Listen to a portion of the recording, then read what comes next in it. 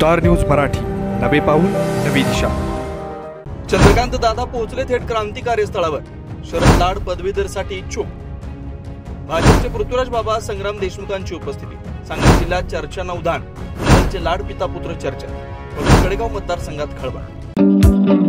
SS communication द्वारा संचलित the mobile space घेऊन येत आहे धमाका ऑफर्स। आयफोन सह सर्व प्रकारच्या नामवंत कंपन्यांचे अँड्रॉइड फोन खरेदी करा आणि प्रत्येक मोबाईल खरेदीवर मिळवा हमखास भेटवस्तू आणि सोबत मिळवा 2 वर्षांची वॉरंटी। एवढंच नव्हे तर ब्रँडेड मोबाईलवर 30% डिस्काउंट, ॲक्सेसरीजवर तब्बल 70% मोठा डिस्काउंट। शिवाय आमच्याकडे अत्याधुनिक पद्धतीने मोबाईल दुरुस्ती देखील उपलब्ध। या धमाकेदार ऑफरचा लाभ घेण्यासाठी द मोबाईल स्पेस या शोरूमला आजच भेट द्या।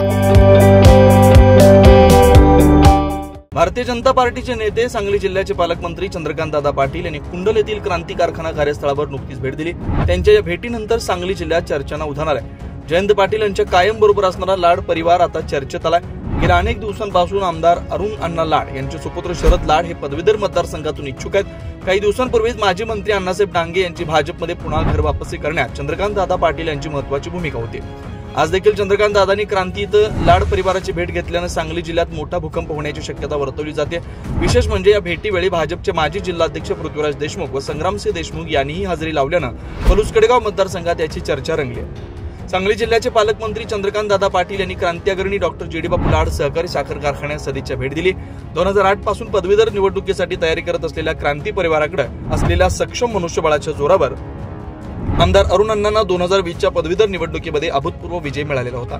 गेल्या 4 वर्षात आमदार अरुण अण्णांनी आमदार म्हणून शिक्षण, शेती, औद्योगिक क्षेत्रात अनेक प्रश्न मांडून त्यांची सोडवणूक करण्यासाठी केलेले प्रयत्न उल्लेखनीय आहेत। आमदार लाड व त्यांचे चिरंजीव शरद लाड हे 5ही जिल्ह्यातील महत्त्वाच्या नेते मंडळी कार्यकर्त्यांच्या सतत संपर्कात आहेत। शरद लाड पदवीधर निवडणूक लढवण्यास इच्छुक असून त्यांनी आतापर्यंत जवळपास 75,000 पेक्षा जास्त पदवीधर नोंदणीचे फॉर्म जमा केले असून आणखी फॉर्म जमा करण्याचे काम सुरू आहे। शरद लाड यांनी जिल्हा परिषद सदस्य ते क्रांतीचे चेअरमन या कारकिर्दीमध्ये जिल्हा परिषद गट, कारखाना कार्यक्षेत्र व पलूस कडेगाव मतदारसंघामध्ये केलेली कामं तसेच 5ही जिल्ह्यांमध्ये विविध कामासाठी उपलब्ध करून दिलेला निधी याद्वारे त्यांनी चांगला जनसंपर्क ठेवला असल्यानं जर त्यांना पुणे पदवीधरचं तिकीट मिळालं तर याचा नक्की फायदा होऊ शकतो असं चित्र आहे। याच पार्श्वभूमीवर भाजपामधील एक ज्येष्ठ व वजनदार नेते चंद्रकांत दादांच्या अचानक कुंडल दौऱ्यानं राष्ट्रवादी शरदचंद्र पक्षासह काँग्रेसमध्ये खळबळ उडाली। चंद्रकांत दादांनी या अचानक लाड पिता पुत्रांना दिलेल्या भेटीमुळे चर्चांना उधाण आलंय। आगामी काळात ते आमदार जयंत पाटील यांना दुसरा झटका देणार का याकडे सर्वांच्या नजरा लागल्या।